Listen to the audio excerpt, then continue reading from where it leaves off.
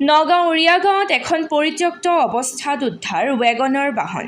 3 দিন ধৰি উৰিয়া গাঁও অৰ্জুনতলত 127 নং ৰাষ্ট্ৰীয় ঘাইপথৰ দাঁতিত ৰখাই থোৱা আছিল বাহনখন। গৰাকীবিহীন গাড়ীখনক লৈ চাঞ্চল্যৰ সৃষ্টি অঞ্চলটোত। স্কুল গৈছো 7:30 বজাতে আৰু মই এইটো চাইডে আহি এখন গাড়ী ৰৈ থকা দেখিছো। এই দোকানখনলৈ অহা বুলি চাওঁ কিন্তু দোকানখনত মানুহ নাই, বন্ধ। গতিকে গাড়ীখন ৰৈছে, কোনোবা কৰবাত গৈছে এনেকে ভাবি গুচি যাওঁ। আকৌ কালিও দেখিছো, এনেকে দেখো আৰু মই গুচি যাওঁ, মনটো নকৰো। আকৌ আজিও দেখিছো, আজি 3 দিন নাই নাই, কোনেও একো জনোৱাও নাই, একো সোধাও নাই, ময়ো কাকো সোধা নাই। কিন্তু ময়ো মানে এই কথাটো ইমান কি হয়, ইয়াৰ পাছতে মই ভিতৰ সোমালো, ৰান্ধি বাঢ়ি খালো, আকৌ আবেলি ফুৰিব গলো, কথাটো মন কৰা নাই।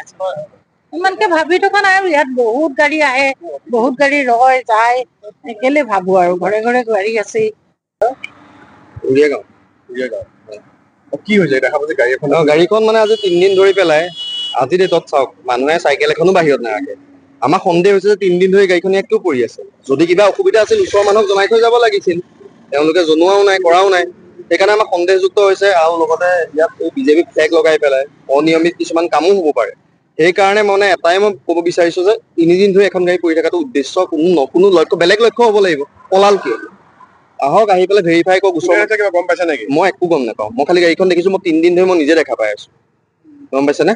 কিন্তু ওচৰৰ মানুহ 3জনকতো কৈ যাব পাৰিলে যে গাড়ীখন ইয়াতে পৰি আছে, আপোনালোকে অকণ চাবচোন। আজিলৈকে নাই। আজিলৈকে নাই। এইটো নাম্বাৰ প্লেট হয় আৰু দেখা পাব